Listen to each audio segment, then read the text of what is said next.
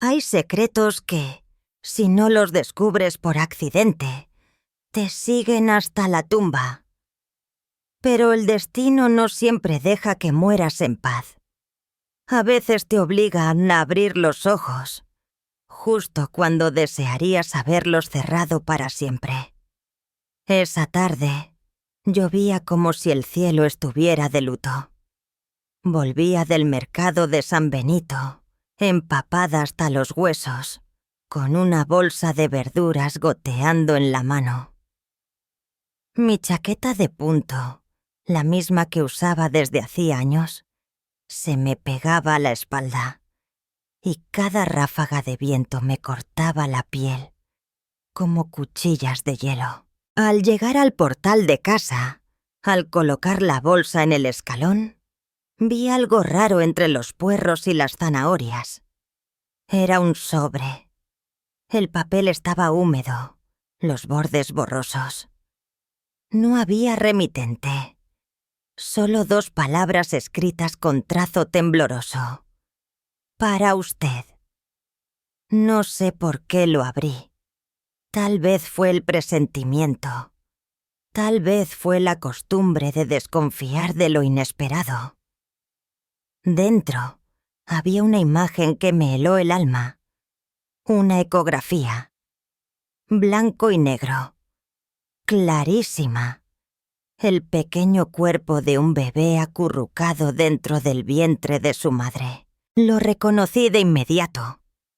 Era la ecografía de Isabel, mi nuera, la esposa de mi hijo Andrés. Estaba embarazada de 6 meses. Y junto a la imagen, un mensaje escrito a mano, con tinta corrida por la lluvia. Señora, ese bebé no es su nieto. Me tambaleé. El viento me azotó el rostro. Me dejé caer en el escalón, apretando el papel con tanta fuerza que casi lo rompí. Sentí que el frío más helado no venía del aire, sino de mi propio pecho. Llevo más de 40 años casada con Manuel. He vivido callando, tragando lágrimas y silencios, para sostener este hogar. Cuando mi hijo se casó, decidí retirarme, dejar que los jóvenes tomaran el relevo. Me resigné a ser la abuela silenciosa que hace el café y sonríe sin opinar.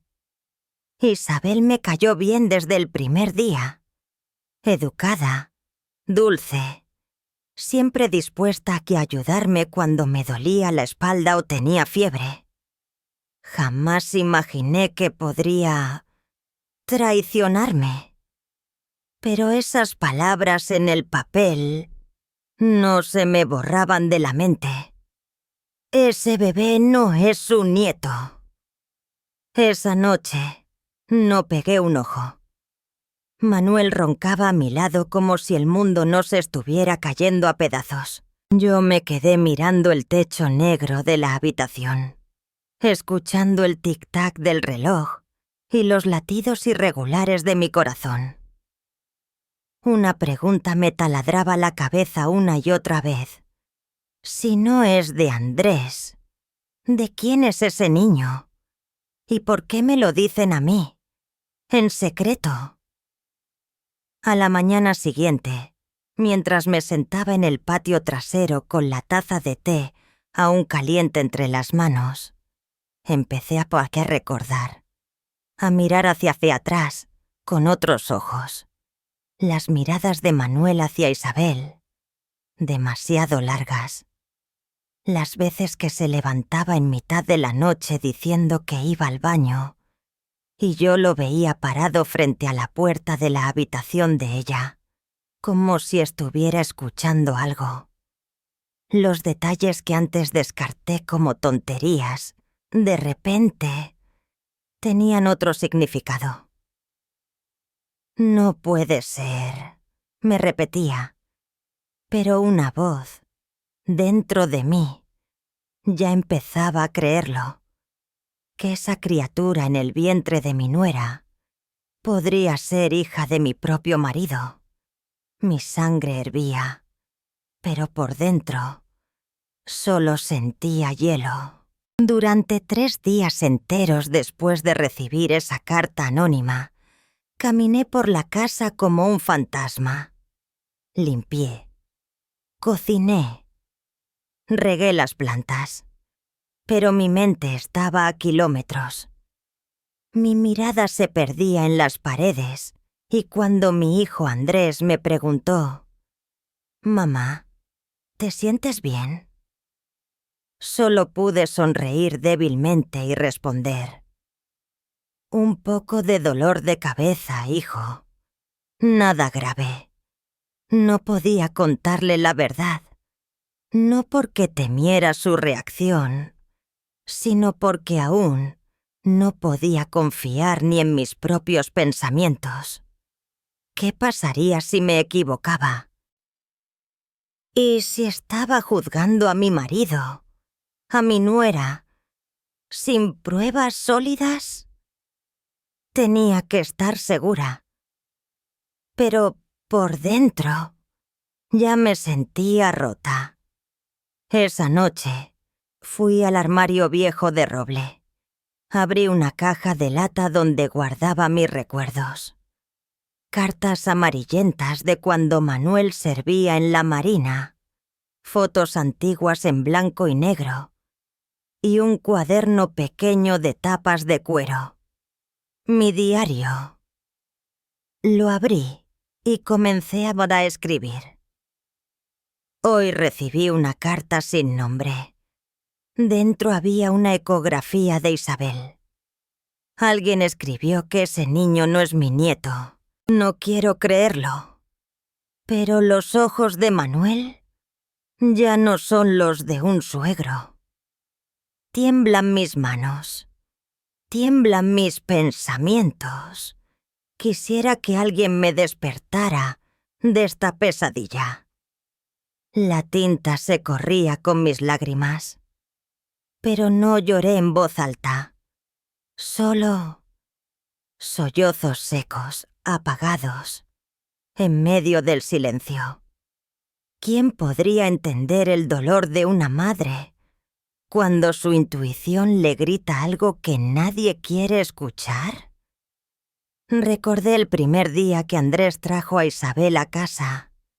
Era joven, de ojos grandes y voz dulce. Saludó bajando la mirada. «Encantada de conocerla, señora». Yo estaba tan feliz.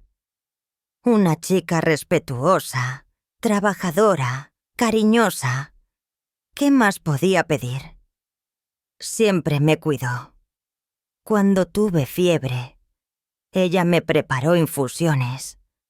Cuando me dolía la espalda, me ofrecía masajes con aceite caliente. Hasta llegué a presumir ante las vecinas: «Mi nuera es como una hija. Tiene un corazón noble». Y ahora, esa imagen se resquebrajaba como un espejo roto. Esa misma tarde, en la cena, vi a Manuel acercar pescado al plato de Isabel, con una sonrisa que me resultó extraña. «Come más, hija. Estás embarazada. Necesitas fuerza», dijo él. Isabel sonrió, acariciando su vientre. Yo los miré y sentí una punzada en el pecho. No era la mirada de un padre hacia su nuera. Era algo íntimo, casi furtivo. Esa noche, cuando todos dormían, salí al patio. Me senté bajo el limonero donde solíamos tomar café cuando éramos jóvenes. No llovía, pero el suelo aún estaba húmedo. Miré al cielo. No había estrellas, solo una oscuridad espesa, como la que se había instalado en mi corazón. ¿Qué haría si todo era cierto? ¿Qué pasaría si Isabel realmente me traicionaba? ¿Y el hombre que dormía a mi lado era el padre de esa criatura? ¿Qué quedaría de esta casa si la verdad salía a la... Un sollozo escapó de mis labios. Suave, pero agudo. Fue el primer sollozo que me arranqué en más de 40 años de matrimonio. Desde la cocina, las luces seguían encendidas. Vi a Isabel recostada en el sofá, acariciando su vientre. Manuel estaba de pie a su lado murmurando algo. No escuché las palabras, pero no las necesitaba. Hay cosas que no requieren explicaciones. Solo con mirar duelen toda la vida. La casa donde viví más de 40 años ya no me parecía la misma. Cada rincón, cada ladrillo, cada sombra guardaba secretos que antes me parecían cotidianos. Pero ahora me miraban de vuelta, como testigos silenciosos de algo oscuro. Desde aquella carta, mi sensibilidad se agudizó. Todo lo observaba. Los gestos, las miradas, los silencios. No por obsesión, sino por necesidad. Necesitaba comprobar que estaba equivocada, que todo era solo una idea mía, que esa intuición solo era paranoia de una mujer vieja. Pero cada día encontraba una nueva grieta en mi fe. Una mañana salí temprano a preparar unas hojas de eucalipto para que Isabel hiciera baños de vapor. Al pasar por la sala vi a Manuel sentado en el sofá, sosteniendo mi taza de porcelana blanca. Esa taza que solo yo usaba. Y allí, en el borde, una marca de labial rojo. Me detuve. Él me vio. Dio un pequeño salto y dijo nervioso: «Oh, te despertaste temprano. Solo estoy tomando un poco de té». Casi nunca lo oía tartamudear. No dije nada. Solo fui a la cocina. Pero esa marca me siguió durante todo el día. Otro día, pasada la medianoche, escuché voces en la cocina. Me acerqué sin hacer ruido. La luz amarilla apenas iluminaba los rostros. Escuché a Manuel susurrar: «Ten cuidado, que tu suegra sospecha algo. Cuando nazca el niño, yo me encargo de todo». Y ella, Isabel, con voz temblorosa: «Tengo miedo, miedo de que lo descubra». Mi cuerpo entero se congeló tras la cortina. Cada palabra era un puñal. Desde que Isabel quedó embarazada, Manuel se mostraba excesivamente atento. Le preguntaba constantemente qué quería comer, si dormía bien, si el bebé se movía. Cada vez que ella se quejaba de calambres, él era el primero en correr a frotarle las piernas. Incluso un día le llevó zumo de naranja a la cama. Y yo nunca vi ese gesto cuando estaba enferma. Una tarde, mientras colgaba la ropa al sol, vi a Manuel salir de la habitación de Isabel. La puerta quedó entreabierta. Él sostenía una toalla húmeda. Ella estaba recostada, con las mejillas rojas. Quise creer que solo fue un desmayo, que él solo ayudaba, como un buen suegro. Pero esa misma noche, algo lo cambió todo. Abrí el cajón de la mesita de noche de Isabel para guardarle una crema, y allí estaba, el pañuelo blanco bordado con las iniciales MH. Ese pañuelo se lo regalé a Manuel en nuestro aniversario número 30. Él me había dicho que lo perdió. ¿Y ahora lo tenía ella? Me quedé parada frente a esa puerta como si estuviera al borde de un abismo. Aquella noche no escribí en mi diario. Solo me senté en la mesa, con las manos sobre el pecho. Mi corazón latía lento, pesado. ¿Con quién he compartido mi vida durante tantos años? ¿Y esta familia qué significa ahora? Andrés seguía igual. Trabajaba todo el día. Llegaba, cenaba, abrazaba a su esposa con ternura. No tenía idea, ni la menor sospecha, de que su madre se deshacía en silencio, cada día un poco más. Y entonces, el golpe final. Mientras limpiaba la sala, por accidente abrí el maletín de Manuel. Allí dentro, en un bolsillo pequeño, encontré la ecografía original. No la copia que Isabel había mostrado a mi hijo, sino la original. En la parte inferior, una línea me dejó sin aliento. Acompañante, Manuel H., 75 años. Parentesco, no declarado. Solté el sobre. El cuerpo me temblaba. ¿Fueron juntos a la clínica? ¿Por qué ella no dijo que la acompañaba su suegro? ¿O su esposo? ¿O alguien? Caí al suelo.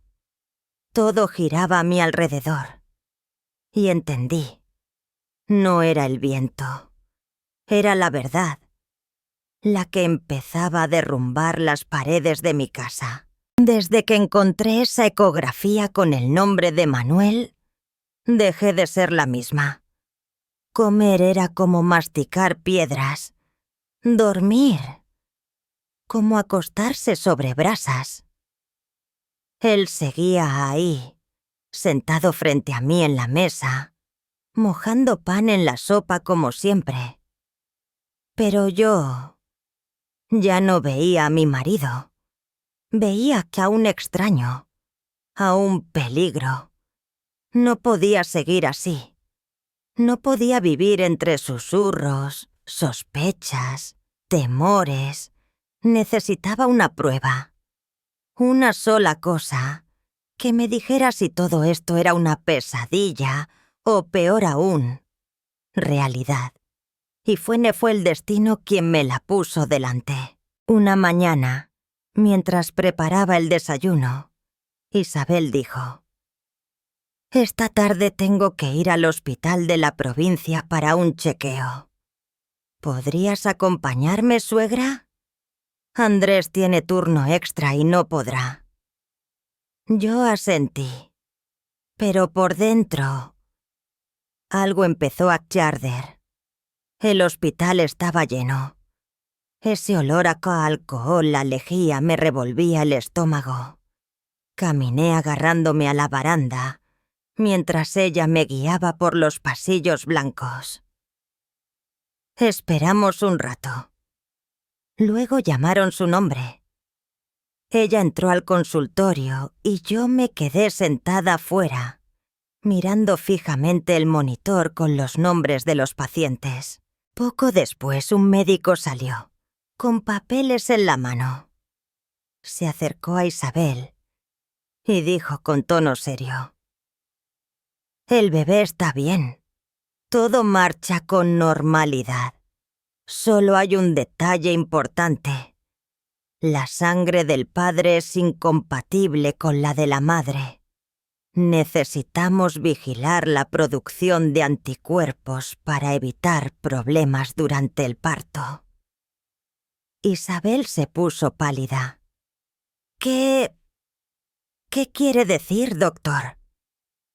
Él revisó el historial y dijo: Tú eres del grupo sanguíneo O.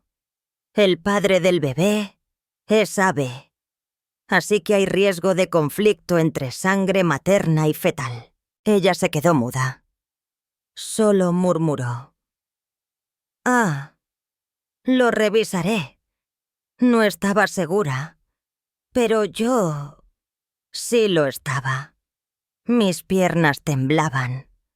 Andrés, mi hijo, era del grupo B. Isabel, grupo O.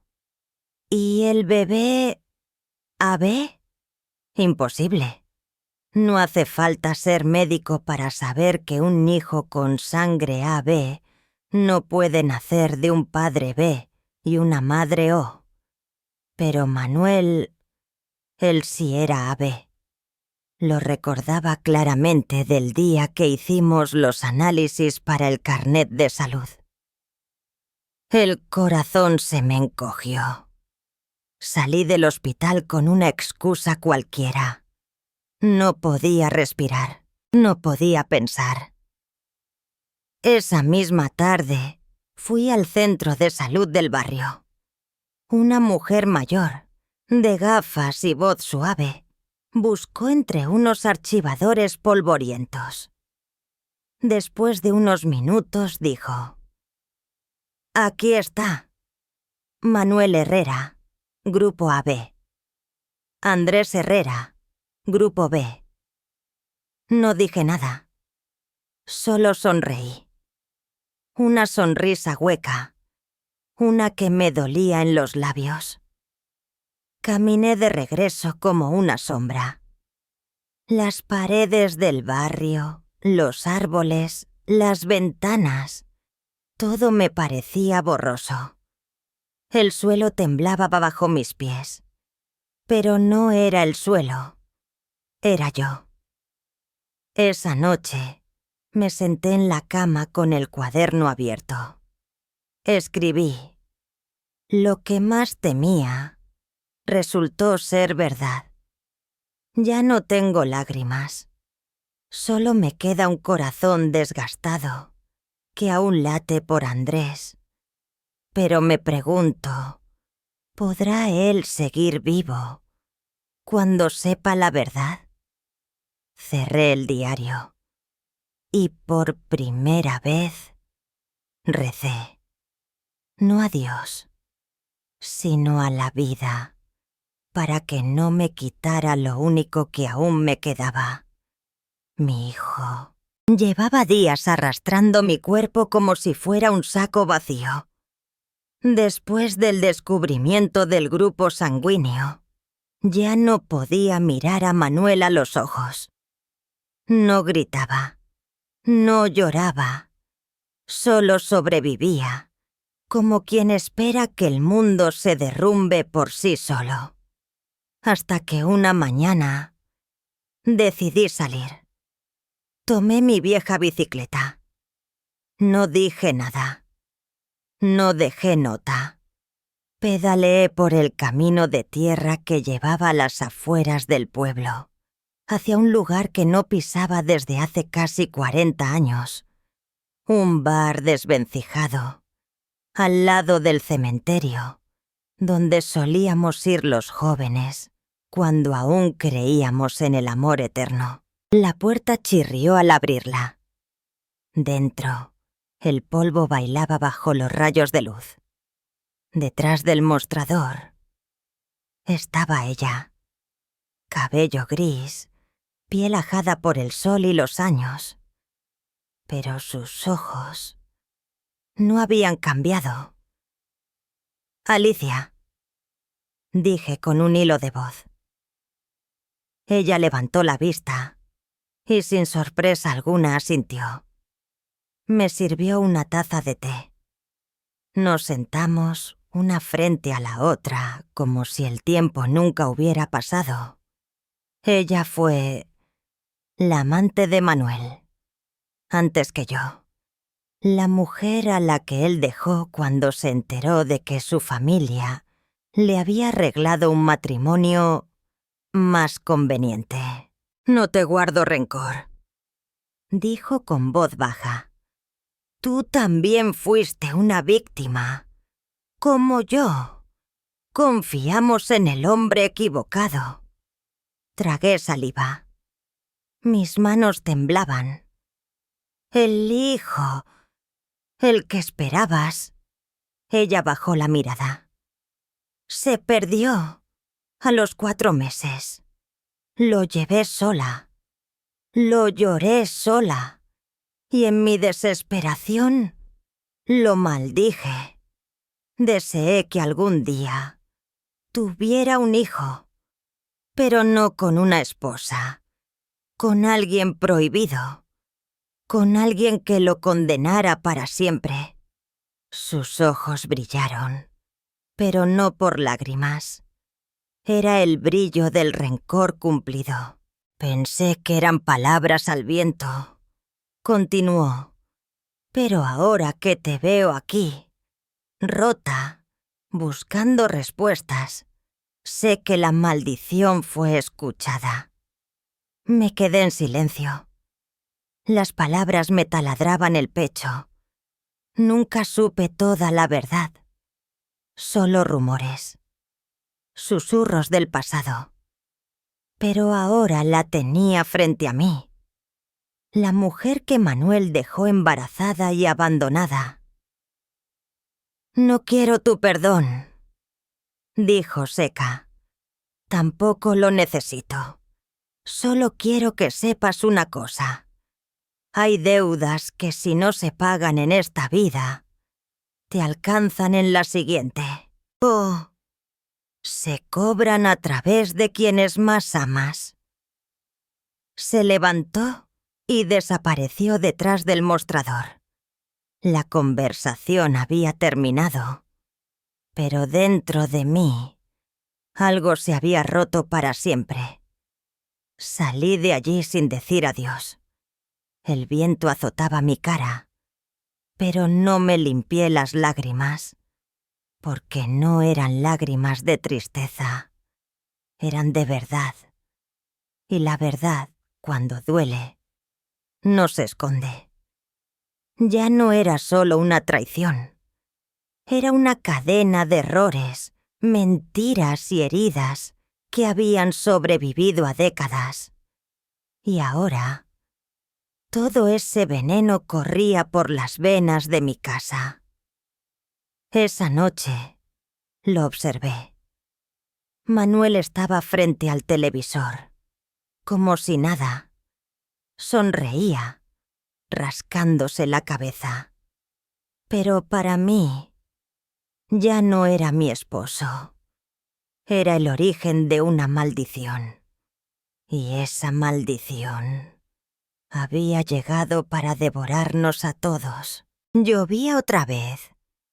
Una lluvia fina, persistente, que comenzaba en la tarde y se quedaba hasta bien entrada la noche. El viento silbaba entre las tejas y yo, sola en la cocina, sostenía un tazón de sopa ya fría entre mis manos arrugadas. Esa noche, Marcos estaba de turno en el hospital. Éramos solo 3 en casa. Manuel, Clara y yo. Pero en realidad, solo estaba yo. Ellos vivían en otro mundo. Uno que ya no compartían conmigo. La casa estaba demasiado silenciosa. El sonido de la lluvia sobre el techo metálico se colaba hasta los huesos. Cada gota era como un golpe sordo en mi conciencia. Pasadas las 10, salí al patio trasero. Había olvidado recoger un impermeable del tendedero. Pero justo cuando estiré la mano, lo escuché. Una risa baja, suave, demasiado suave, demasiado íntima. Venía de la cocina, y no era una risa cualquiera. No era la risa de un suegro. No era la risa de una nuera. Mi cuerpo se paralizó. La luz amarilla de la lámpara iluminaba una rendija de la puerta. Me acerqué, sin hacer ruido. Y entonces lo vi. Manuel, de pie detrás de Clara. Sus manos reposaban sobre los hombros de ella. Y luego, como una serpiente, bajaban por sus brazos hasta acariciar su vientre. Ese vientre que crecía con cada semana. Ese vientre que llevaba una vida dentro. Ya falta poco para que nazca nuestro bebé, susurró él. ¿Lo sientes moverse? Ella sonrió, apoyando la cabeza sobre su hombro. Tengo miedo. Siento que tu esposa sospecha algo. No te preocupes, le respondió Manuel, abrazándola. Estoy aquí. No dejaré que nada nos separe, si tengo que perderlo todo. Lo haré por ti, por nuestro hijo. Mi alma se quebró. Ya no eran suposiciones. Ya no eran sospechas. Era verdad. Era real. Cada palabra era un puñal. El impermeable cayó de mis manos. La lluvia me empapaba los pies. Pero el frío no venía del agua. Venía de dentro. De ese lugar que antes llamaba corazón. Mi esposo. El hombre que había dormido junto a mí durante más de 40 años. Decía nuestro hijo, mirando a mi nuera con los mismos ojos con los que un día me prometió el mundo. ¿Y ella? Ella que me llamaba mamá, con voz dulce, se acurrucaba en su pecho como si él fuera su dueño. No pude más. No entré. No hablé. No grité. Solo caminé hacia mi cuarto. Me encerré. Me senté. Y dejé que la oscuridad me tragara. La lluvia seguía. Pero dentro de mí, la tormenta era peor. No lloré. No grité. Solo me quedé allí, recta como una estatua, con los ojos abiertos, sin parpadear, mientras en mi mente solo retumbaban las palabras que nunca imaginé oír. Nuestro hijo. Y a medianoche, cuando el reloj marcó las 12 campanadas, solo susurré: Dios mío, ¿por qué me matas así? Después de esa noche maldita, dejé de ser la mujer que fui. No lloré, no grité, no confronté a nadie. Elegí otro camino, uno más frío, más calculado, tan afilado como una navaja oculta en el dobladillo del alma. Elegí callar para tender una trampa. A la mañana siguiente, le pedí a Marcos que me acompañara a la puerta. Hijo, me siento mal desde hace semanas. No quería preocupar a nadie, pero creo que necesito descanso.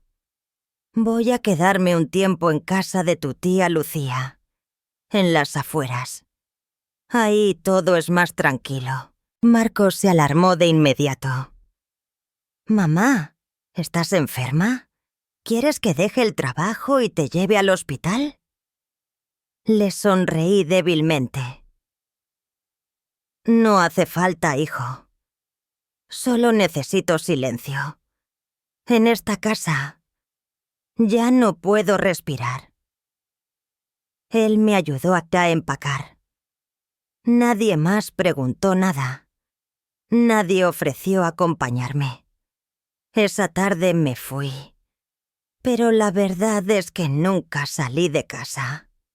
Doblándome como una sombra, subí al altillo, un pequeño desván olvidado sobre el trastero, que nadie usaba desde que guardamos las escobas viejas. Había una rendija y desde allí podía ver el salón. Me escondí, con el corazón palpitando, esperando.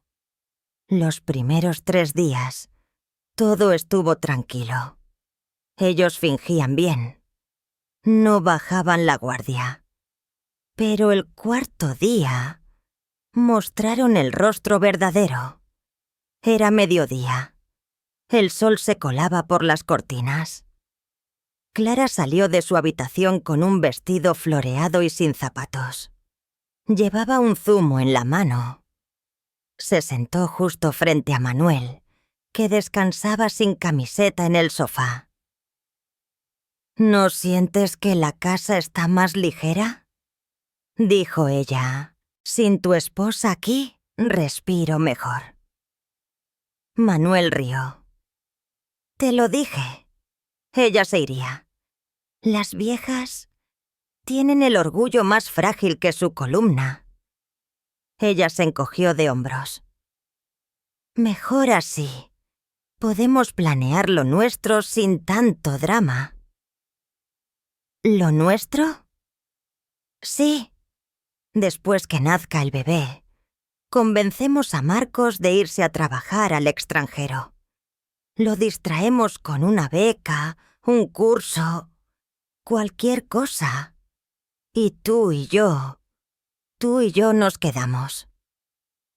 Desde el altillo, sentí que el corazón se me partía en 2. Mi nuera no solo se acostaba con mi marido, planeaba borrar del mapa a mi hijo, a ese niño que crié sola cuando Manuel trabajaba días enteros, a ese hijo que me decía mamá, con la ternura de un niño de 5 años, aunque ya fuera un hombre hecho y derecho. Esa noche los oí de nuevo. Todo está listo, decía Manuel. Puse la casa a mi nombre hace meses. Cuando el bebé nazca, haremos la prueba de ADN y lo reconoceré legalmente. ¿Y después? Después, somos una familia. Ella ya rió. Esa risa suave, casi como un canto, pero para mí sonó como una sierra cortando hueso. No dormí. No parpadeé. Solo respiraba. Lenta, profundamente, como si cada exhalación fuera un acto de resistencia. No lloré. Ya no tenía lágrimas para los traidores. Solo para mi hijo, el único que merecía compasión. A la mañana siguiente, bajé por la puerta principal. Vestida, peinada, con los ojos encendidos como si la rabia me hubiese rejuvenecido 10 años. Clara abrió la boca, sorprendida. Manuel se atragantó con el café. ¿Tú no te habías ido? Los miré. Despacio, uno por uno. Me fui, sí, pero ahora estoy de vuelta. Y no como antes. Ahora vuelvo con los ojos abiertos, con los oídos limpios y con el alma afilada. Silencio. Tenso. Espeso. Dejé las llaves sobre la mesa y sin levantar la voz, les dije: durante meses me tragué cada sospecha, cada gesto, cada mentira envuelta en sonrisas. Pero hoy ya no me callo más. Vivan su infierno si quieren, pero no arrastren a Marcos con ustedes. Él no tiene culpa. No merece cargar con la vergüenza de su esposa, ni con la traición de su padre.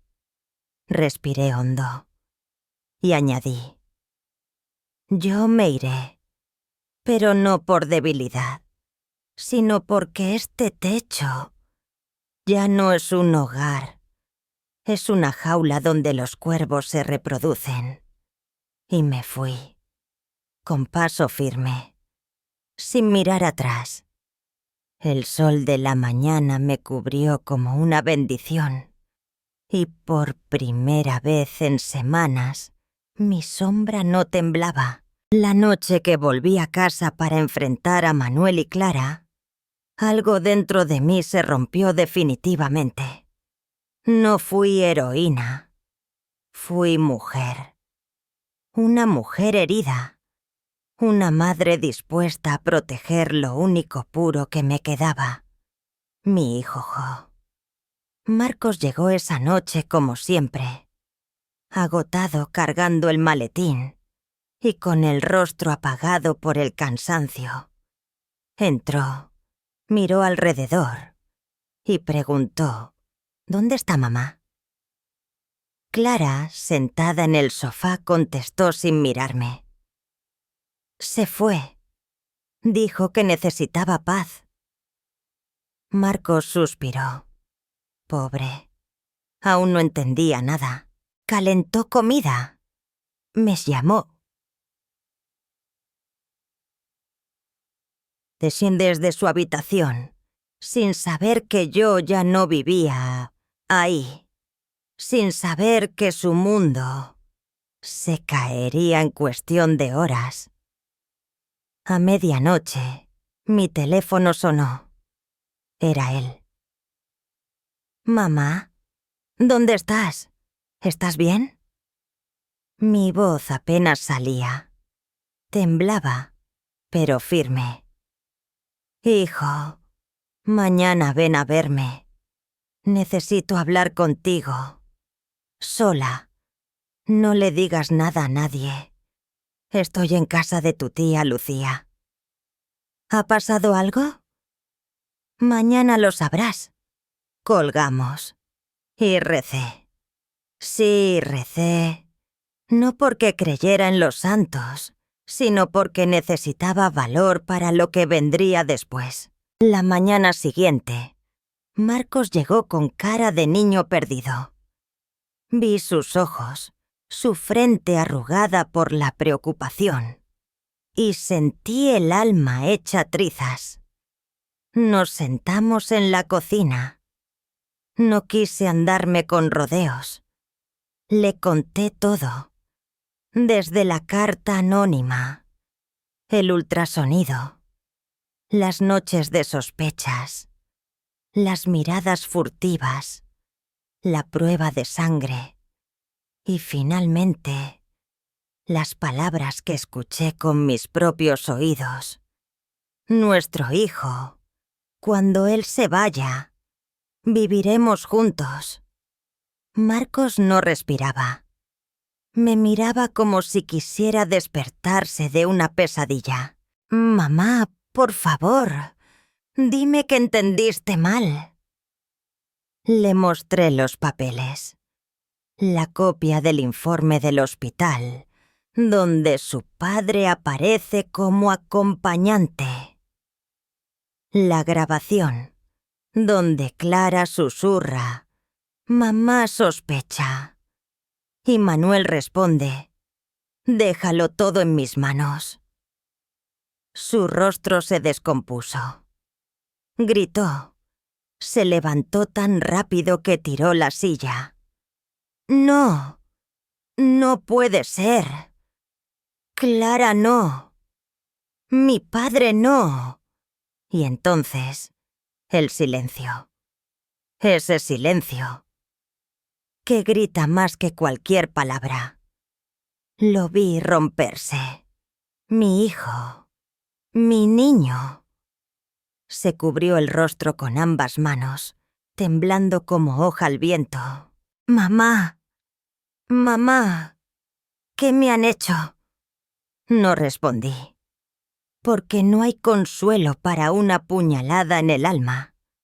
Se levantó y salió corriendo, como un loco, como un huérfano. Yo me quedé allí, con las manos mojadas del agua que goteaba del fregadero y con el corazón hecho polvo. Una hora después, Marcos irrumpió en la casa. Clara dormía en el sofá, con la barriga descubierta.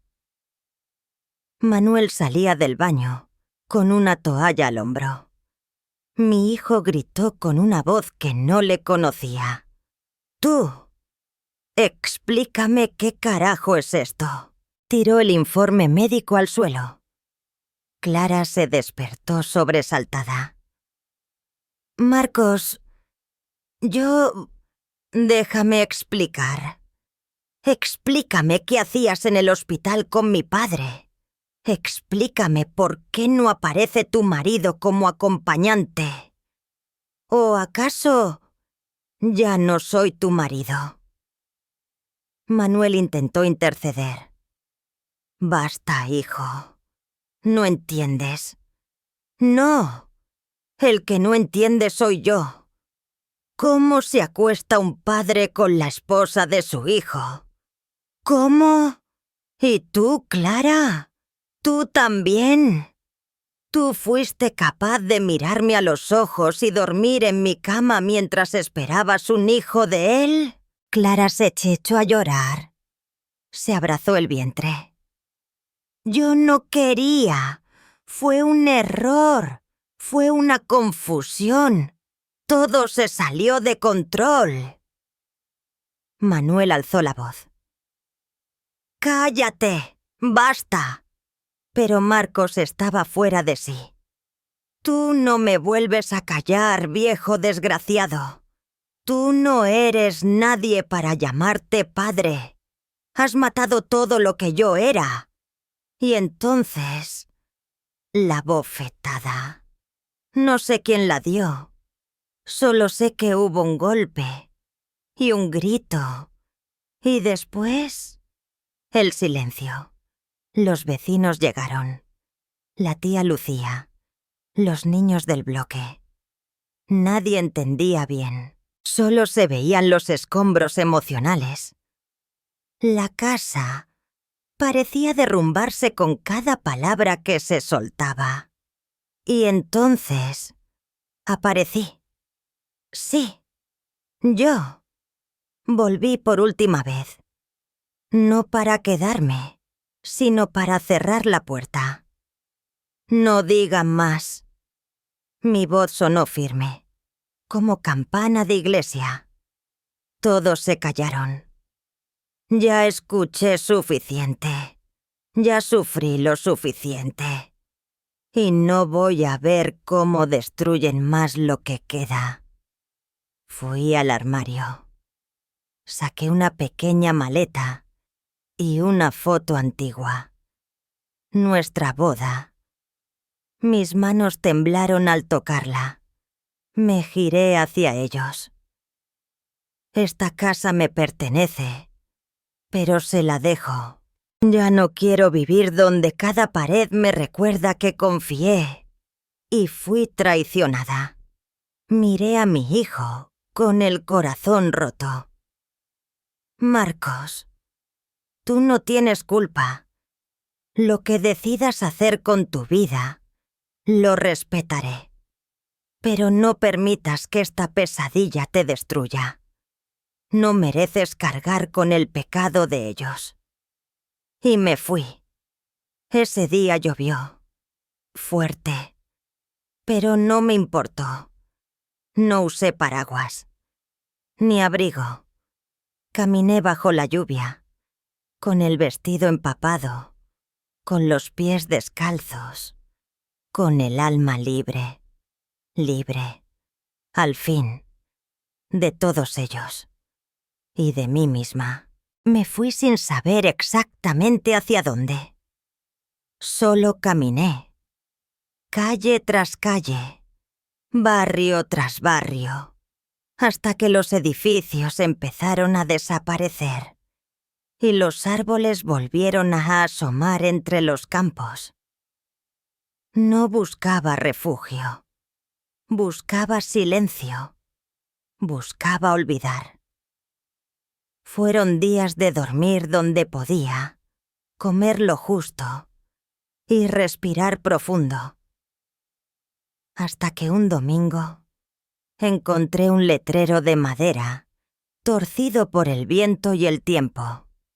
Residencia Santa Esperanza. Hogar para mayores y niños sin familia. Toqué la puerta sin esperar nada, y fue una sonrisa la que me recibió. La directora, una mujer morena de ojos dulces, me ofreció té. Escuchó mi historia en silencio. No interrumpió. No opinó. Solo escuchó. Y al final dijo: «Aquí nadie pregunta demasiado. Quien llega es porque lo necesita. Y usted tiene la mirada de alguien que lo ha perdido todo, pero aún quiere dar». Lloré. Lloré como no lo había hecho en meses, porque por fin alguien no me juzgaba.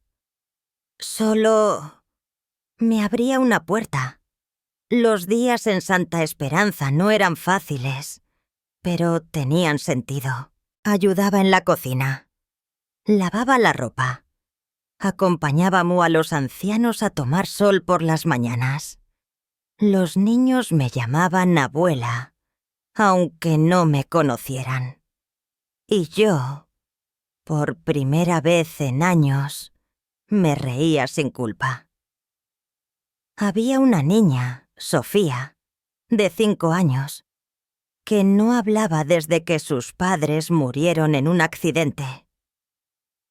Cada tarde se sentaba a mi lado, con su muñeca rota, y solo me miraba. Una tarde, mientras le cosía el vestido a su muñeca, ella susurró: «¿Vas a quedarte?». Yo la miré sorprendida. «Sí, si tú quieres». Ella que sonrió y me abrazó. Ese abrazo valía más que toda una vida de mentiras. Una mañana recibí una carta. No tenía remitente, pero reconocí la letra. Era de Marcos. «Mamá, no puedo dormir. No puedo mirar a Clara sin ver tu rostro. La eché de casa. A papá no quiero volver a verlo. No sé si hice bien, si hice mal, pero solo quiero verte. Dime dónde estás. Quiero abrazarte. Quiero empezar de nuevo, con lo único que me queda, tú». Mis manos temblaban, pero esta vez, no por rabia, sino por esperanza, le respondí con pocas palabras: «Estoy donde los corazones rotos aprenden a respirar. Te espero, hijo, cuando estés listo». Y Marcos llegó, una semana después, con el rostro demacrado, pero con los ojos de niño que aún sabía amar. Nos abrazamos bajo el limonero del patio. Lloramos, sin decir palabra. «Perdóname», dijo él. «No tienes nada que perdonar», le respondí. «Tú también fuiste víctima». Nos sentamos en una banca y por fin respiramos juntos. Después de tanto tiempo, después de tanta oscuridad.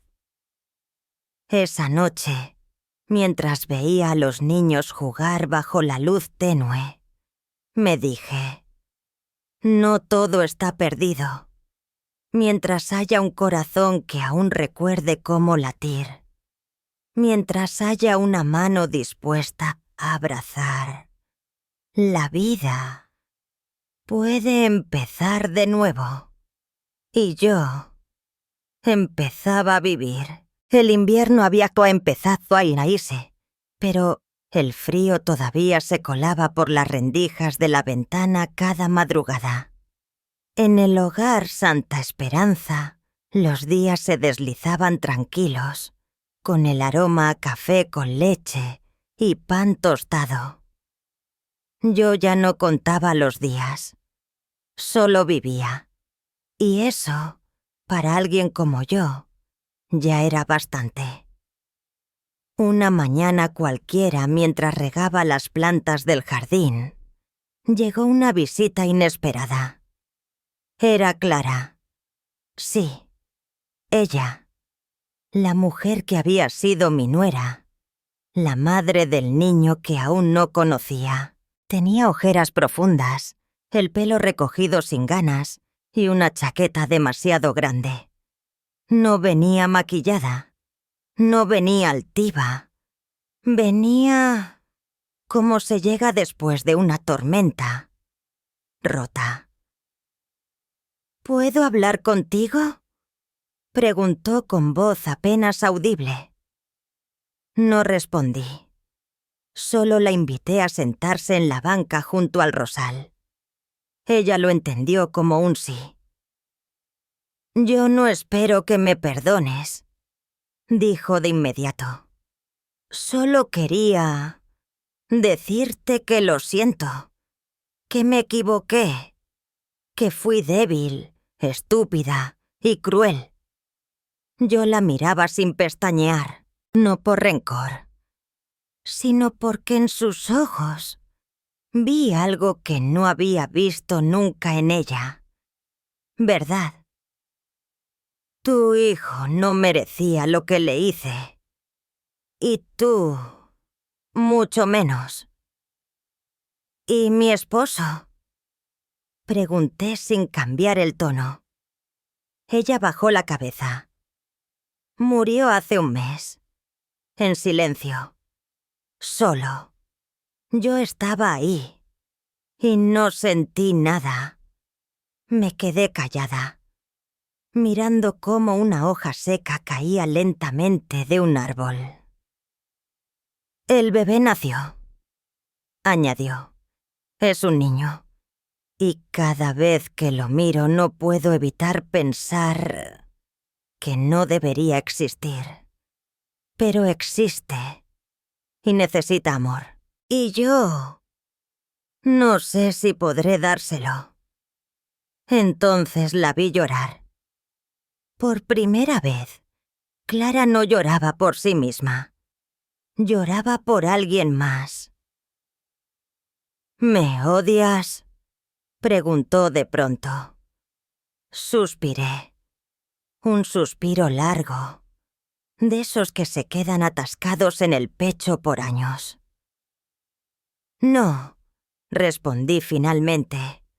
«No te odio, pero tampoco te justifico. Entonces, ¿qué hacemos con todo esto?», preguntó con voz temblorosa. Le tendí la mano, no por ella, sino por ese niño que no pidió venir al mundo bajo una sombra de vergüenza.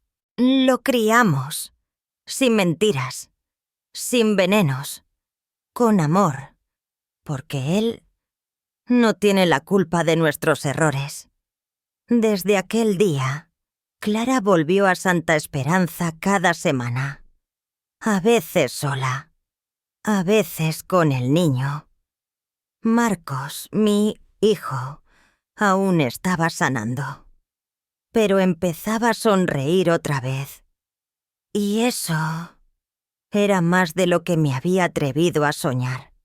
Una noche, mientras me sentaba junto al fuego con el pequeño dormido en mis brazos, abrí por última vez mi cuaderno de diario y escribí: «Perdonar no borra el pasado, pero calma el alma, y yo ya no quiero vivir en guerra con mis recuerdos.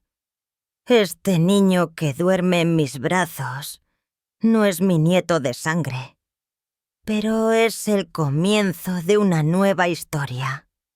Una que empieza sin culpas, solo con amor. Querido lector, si llegaste hasta aquí, gracias. Gracias por acompañarme en este viaje lleno de heridas, silencios, traiciones y, sobre todo, renacimientos. Porque hay dolores que no necesitan gritos y verdades que, al descubrirlas, solo piden silencio y paz. Pero lo que nunca debemos perder es la ternura. Siempre.